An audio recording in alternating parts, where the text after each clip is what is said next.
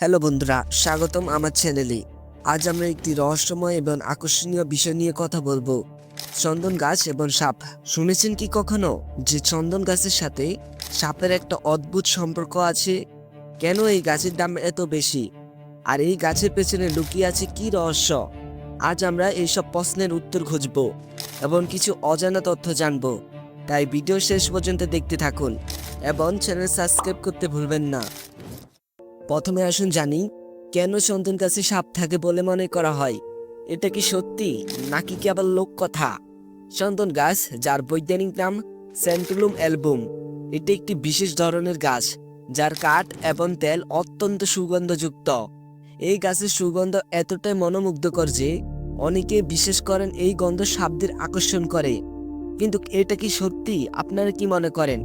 যাই হোক, বিজ্ঞানীরা বলেন চন্দন গাছের সুগন্ধে সাপ আকৃষ্ট হয় না। তবে চন্দন গাছ সাধারণত উষ্ণ এবং আর্দ্র পরিবেশে জন্মায়, যেমন ভারত, ইন্দোনেশিয়া বা অস্ট্রেলিয়ার মতো জায়গায়। এই পরিবেশে সাপদের জন্য আদর্শ, তাই চন্দন গাছের চারপাশে সাপ দেখা যায়। এছাড়া গাছের ঘন পাতা এবং শীতল ছায়া সাপদের জন্য নিরাপদ আশ্রয় হিসাবে কাজ করে।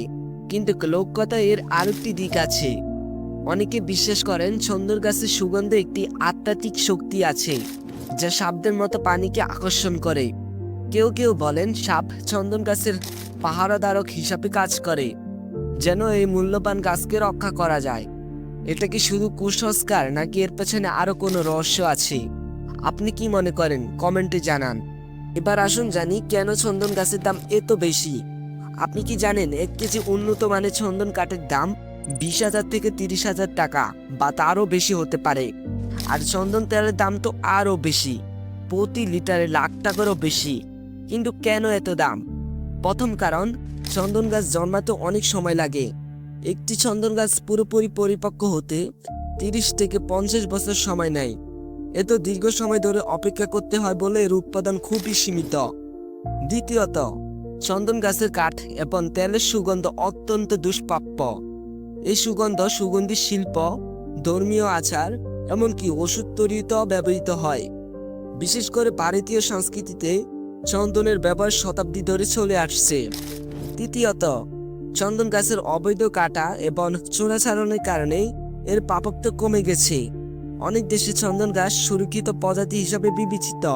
এইসব কারণে চন্দন গাছের দাম আকাশ ছোঁয়া। কিন্তু এখানেই শেষ নয়, শুনলে অবাক হবেন, চন্দন কাঠের ব্যবসা এত লাভজনক যে এটিকে তরল সোনা বলা হয়। কিন্তু এই ব্যবসার পেছনে আছে অন্ধকার দিক, চোরাচালান, মাফিয়া, এমনকি খুন খারাপের ঘটনাও ঘটেছে চন্দন কাঠের জন্য। এবার আসুন জানি কিছু রহস্যময় তথ্য, যা চন্দন গাছ আর সাপের সম্পর্ককে আরো রোমাঞ্চকর করে তুলবে। আধ্যাত্মিক বিশ্বাস, ভারতীয় পুরাণে চন্দন গাছকে পবিত্র বলে মনে করা হয়।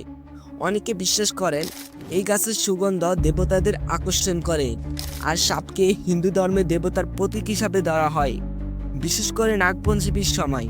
তাই কেউ কেউ মনে করেন সাপ চন্দন গাছের কাছে থাকে কারণ এটি একটি পবিত্র স্থান। দ্বিতীয়ত, চন্দন গাছের অভিশাপ। কিছু লোককথায় বলা হয় যারা চন্দন গাছ কাটার চেষ্টা করে তাদের উপর সাপের অভিশাপ পড়ে। এমন অনেক গল্প আছে যেখানে চন্দন কাঠ চুরি করতে গিয়ে লোকজন সাপের কামড়ে মারা গেছে। এটা কি সত্য নাকি কেবল ভয় দেখানোর গল্প? প্রশ্ন রয়ে যায়। তৃতীয়ত, চন্দন তেলের রহস্য। চন্দন তেল শুধু সুগন্ধির জন্য নয়, এটি আয়ুর্বেদিক চিকিৎসাও ব্যবহৃত হয়। কিছু লোক বিশ্বাস করেন চন্দন তেল সাপের বিশেষ প্রভাব কমাতে পারে। এই কারণে গ্রামাঞ্চলে চন্দন গাছের কাছে সাপের উপস্থিতি একটি প্রাকৃতিক ভারসাম্য বলে মনে করা হয়। চতুর্থ, চন্দনের জঙ্গলে সাপের রাজা।